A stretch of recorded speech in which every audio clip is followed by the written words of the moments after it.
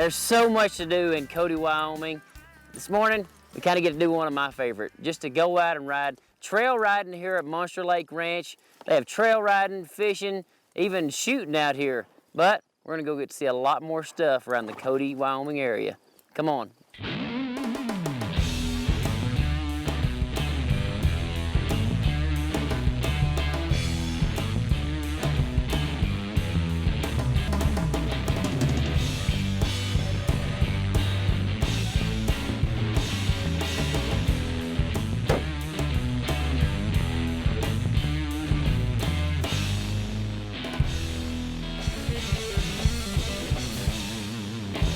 Welcome to Cody, Wyoming. Besides the museum, of course, besides the rodeo, you're going to want to visit Old Trail Town. It sits on Cody's original town site before the railroad stepped in 1896 and persuaded, without too much arm twisting, persuaded the locals to move their town site a little closer to where the railroad could build. It includes a museum of hunting and ranching and frontiersmen from this area. It has buildings that are historically interesting. A saloon that was built in the 1880s. The cabin that belonged to Curly, the Crow Indian scout who was with Custer. So that's a definite must. And then of course, we're right here next to Yellowstone National Park. A good portion of that, 2 or 3 million visitors a year, find their way down here. The true endowment for this museum, in fact, for the town of Cody, is Yellowstone Park.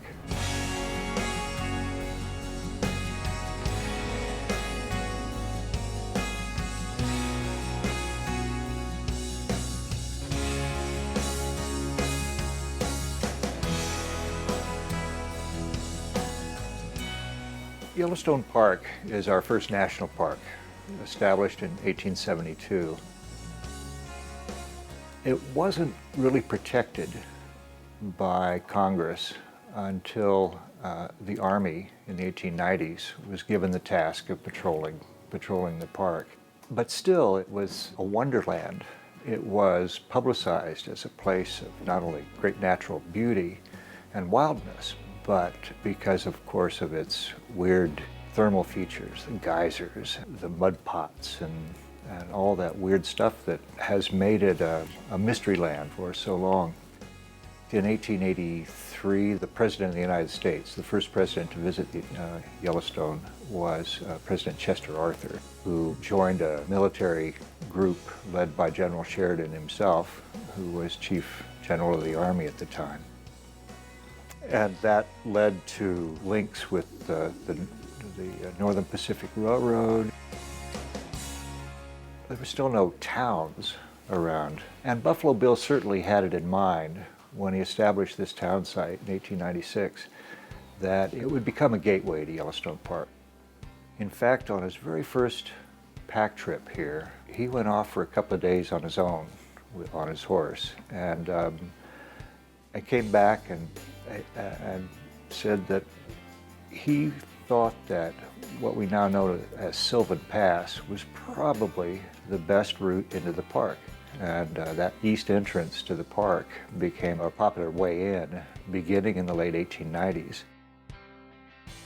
From just about the beginning of this town, in fact, from the beginnings of real settlement of northwestern Wyoming, Yellowstone Park is probably the main reason why it took.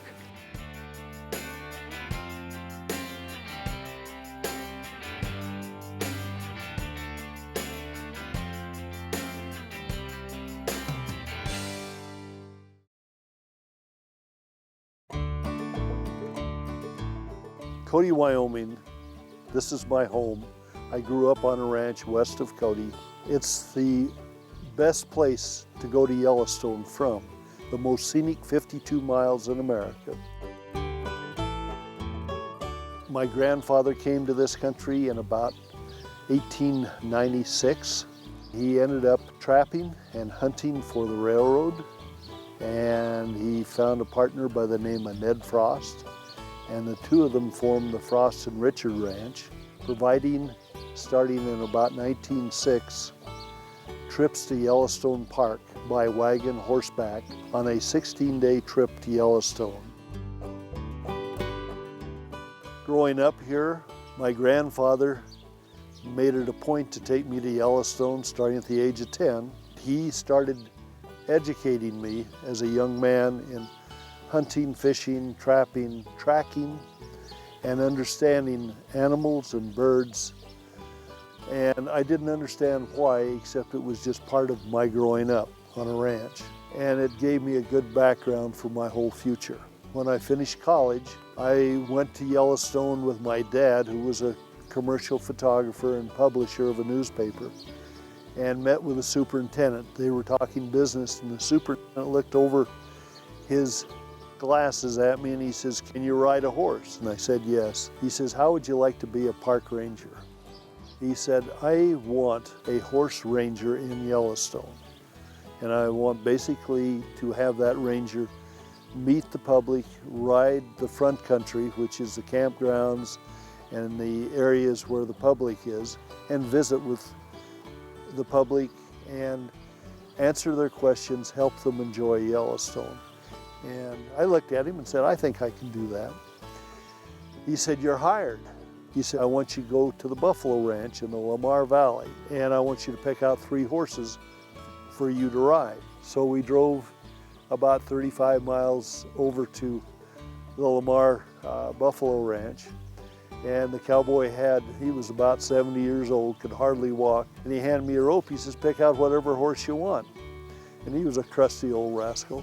And I walked out in the center and the horses are going around. And one big red horse came right out and put his nose in my chest.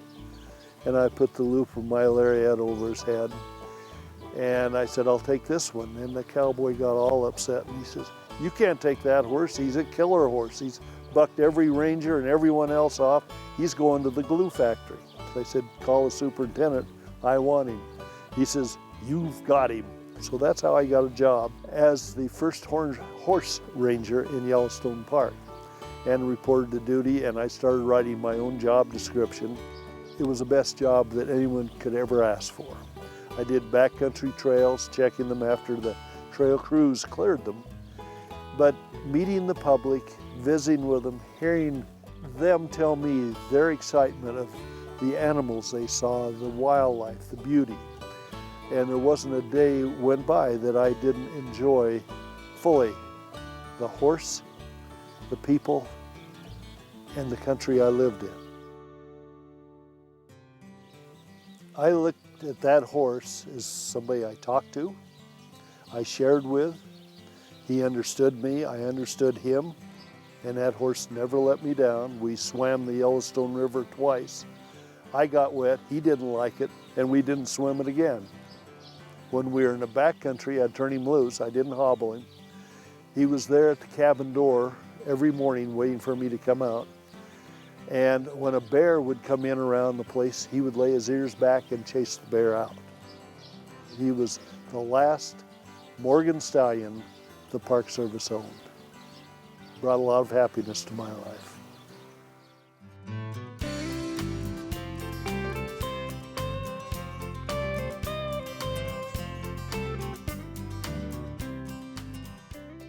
Over the years as an author and a guide, I've been working on different books, and what I'm getting ready to publish next is 5 generations of guides and photographers in Yellowstone Park, using my granddad's, my dad's, mine, my son's, and my grandson's photography.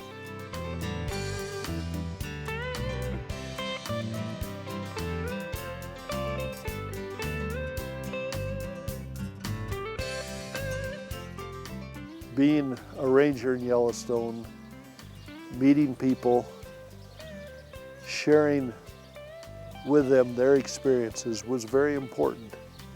People plan for years to come to Yellowstone and be a part of this area.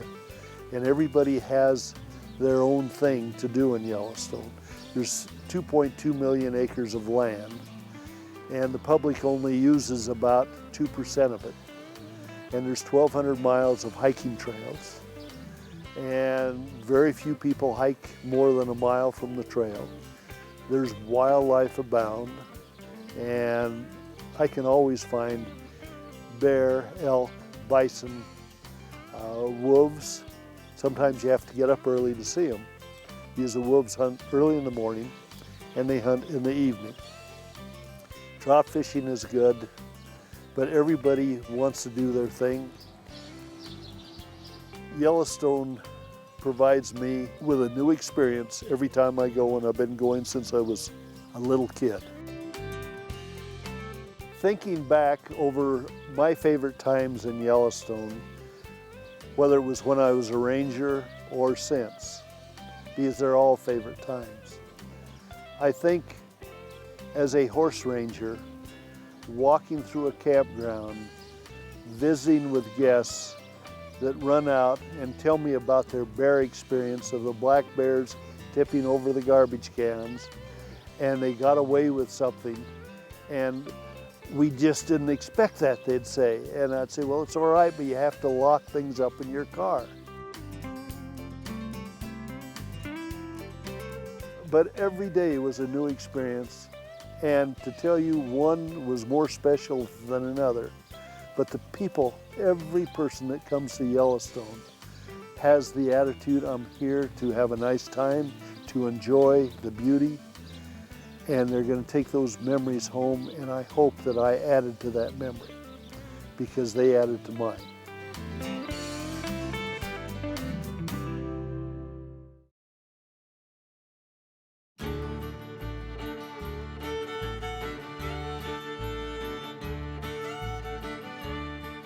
With as many performances as we put on in Cody, with the Cody Stampede and the Cody Nite Rodeo, we call ourselves the rodeo capital of the world. And with that many performances, I think it's a title well deserved and well earned. The Cody Nite Rodeo, I think this is the 76 years, but it's the only place in the world that has a rodeo every single night.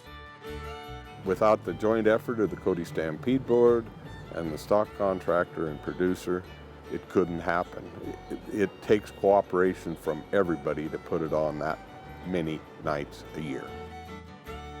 Maury Tate presently is in his 10th year of producing and providing the stock for the Cody Nite Rodeo. The contractor prior to Maury was here for 12 years. It's not a fly-by-night thing. They come to produce a good rodeo, and they stay around and do it, and Maury Tate does as good a job as anybody in the country of putting on a good rodeo. Anytime that you get to come in, and take over a storied place like the Cody Nite Rodeo. You hear stories of Freckles Brown competing here, and Clyde Frost, and a lot of the legends that have came through here. And me, I'm a big rodeo historian anyway, and I love the sport and respect the sport, and it has a history and a tradition that very few rodeo or no other rodeo has, and so yeah, it's great to be a part of that. I don't think people recognize what goes into a production of a good night rodeo or a good stampede. The stock contractors, they're very, very important. They have to have good livestock, put on a quality show, so that when a person walks out the front gate when the rodeo's over, they feel that they've been entertained. It's their livelihood, and they do it as a profession. The great thing about it is there's no driving. Once you get here, you're here. The fact that you just do it every single night, every day is the same. For us, Sunday is no different than a Thursday or a Monday or a Wednesday. Every day is the same, and our schedule is the same every day. You take for granted, but there's nights that, you'd love to, take the wife and family out to eat and just sit down and have a nice supper.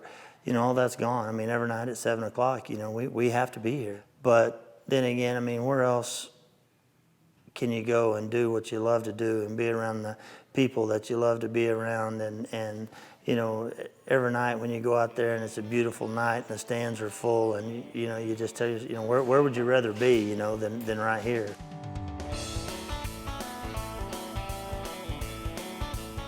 The biggest thing that we try to do is we try to be fair. But the other thing that we try to do is we try to push people. You know, when people come here, you know, I mean, someone has a mediocre night or a bad night, I mean, we tell them, you know, I mean, because we want people to come through here and be better.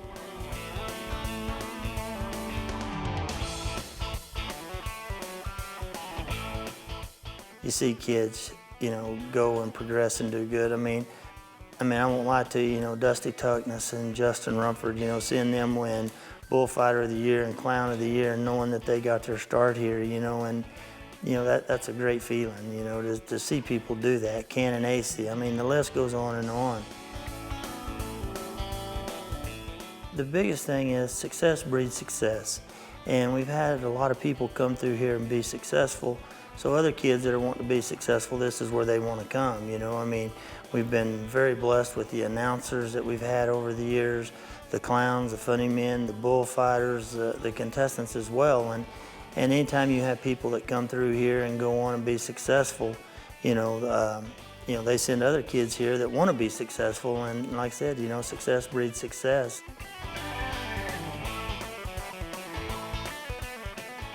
The whole thing that makes this job great is you bring in good people and it sure makes the job a whole lot easier and it makes it fun, you know. I mean, this is our 10th year here now and we have people that, you know, like family to us, you know, and so, you know, that's the great part of it.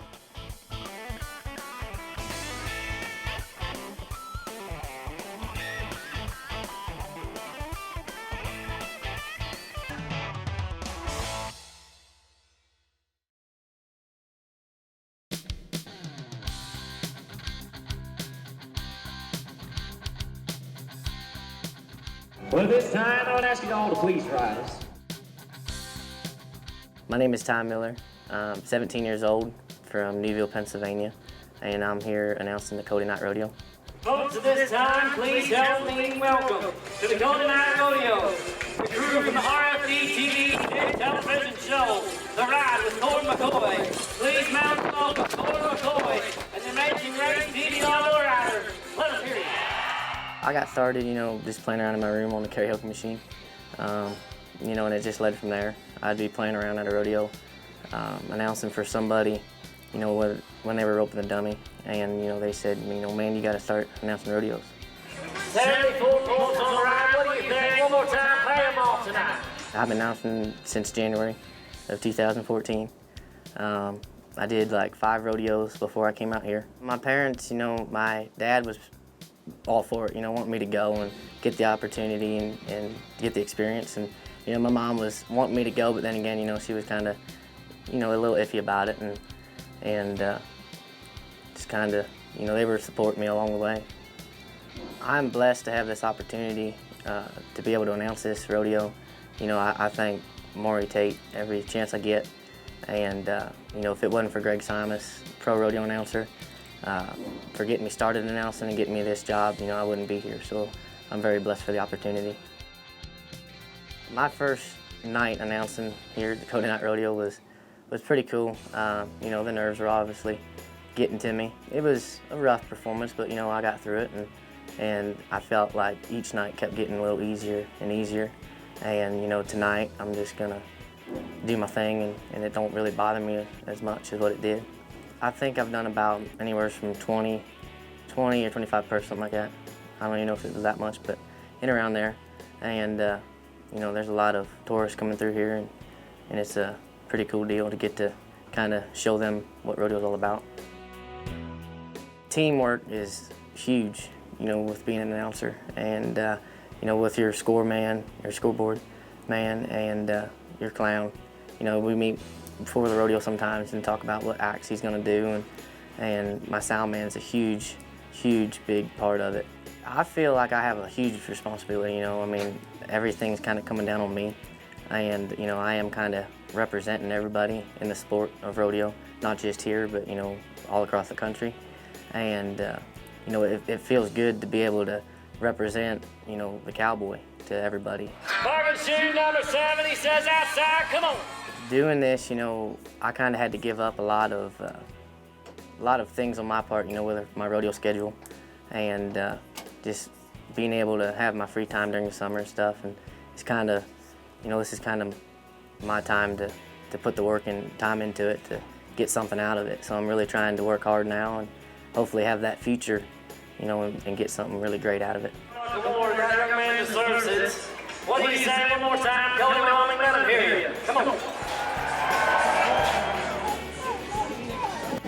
Drive that shoulder right here now. Start it the way you want it. Fight for that spot.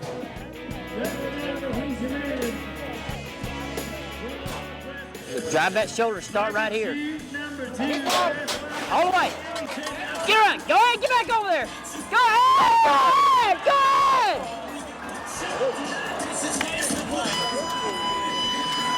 ahead. Way better, huh?